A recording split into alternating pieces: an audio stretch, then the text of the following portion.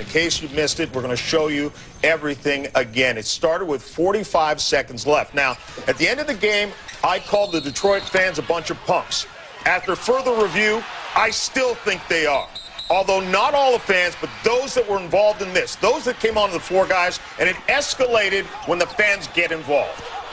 No, there's no question. And one thing that people don't understand, when you're involved in a rivalry like this, where the emotions are running at an all-time high, you have adrenaline flowing, and especially when fans are the ones who instigate these types of altercations. A player, in essence, is looking for an opportunity because they've dealt with so much ridicule from these fans, the racial slurs, I mean, throwing things. It's ridiculous, and then at that point, oftentimes you just lose control emotionally. And you're going to hear people talk about players having to show restraint, this, that, and the other. You know, most people, the average person on the street, they wouldn't even show the kind of restraint that players do just listening to the heckling and abuse that you take in the course of the game as a professional athlete. But we understand that's part of the territory. We understand that kind of comes with it. But now when you cross the line and you physically throw an object or physically touch a player, all bets are off then. Players have a right to protect themselves, and nobody's going to show that kind of superhuman restraint. Any person would have done the same thing that Ron Artest did in that situation. Well, we all absolutely understand that, and it's going to be real interesting to see how the league handles this. You know Bennett Wallace is going to get a couple of game suspension because he touched Ron Artest.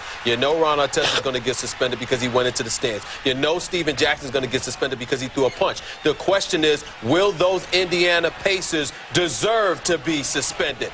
That is the question right now. It's going to be real interesting to see how the league handles it and how the Players Association comes to the defense of their players, because I absolutely believe they will, and hopefully the NBA will do so as well. Rick Carlisle actually said that he felt he was fighting for his life. And again, you point out that there's 12 players, there's a coaching staff of 4 or 5. There are guys that are out there protecting the team. Stephen A. Smith, you just talked to Rick Carlisle. What do you have to say? I spoke to Rick Carlisle 5 minutes ago. He says he's completely standing by his players. He does not believe that they were wrong. He did preface it by saying he did not see the incident, but during the game there was stuff going on that he wasn't pleased with from Detroit's side. It's not just the team, but it's fans. And certainly from the stuff that he witnessed, he is standing by his players 100% in this entire fiasco. And I would say so that we would all agree based on what we said. We're not justifying or saying they should have gone into the stands, but the fans are the ones who escalated this. A guy who was courtside all night long with more insight, Jim Gray.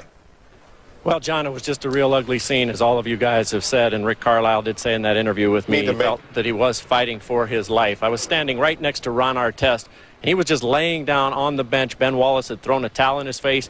He really didn't react at that. He was trying to stay out of the mix, and then all of a sudden, it appeared to me that it's a cup or a bottle. A blue bottle came in, and it doused him, and he jumped up and he went out after. Now, he misses the guy. The guy who throws it's the guy in the hat right there, but he's not the guy that he goes after. And Artest was very calm. He was talking on the radio with Mark Boyle and the local radio. He had put the headset on. So the incident had basically gotten all calmed down. There you see Jackson come in, and now it just gets totally out of control, and it continues to spill over. Rick Mahorn, one of the former bad boys, now a radio announcer for the Pistons. You see him there on the right in the yellow shirt. Big Rick Mahorn did a great job, but then this fan who starts it all with throwing it hit Artest in the head twice. And then there was another fan right here, big gentleman on the left in the gray shirt. He just cold-cocks Jones, and that man had a credential on too. I spoke to Tom Wilson, and Tom Wilson feels that there was plenty of security in the house. John, everybody comes through here through a megatometer, and they're also hand searched. So we also had some chairs being thrown. I spoke to Ron Artest as he left. He told me he was okay. He was very calm. He said, I really can't talk about it. The police are letting me leave right now. Here we see the chair incident coming through, and this prompted the police to get out their pepper spray. And Jermaine O'Neal avoided that chair, but you're going to see some pepper spray come in here. Anyway, Artest said that he was okay.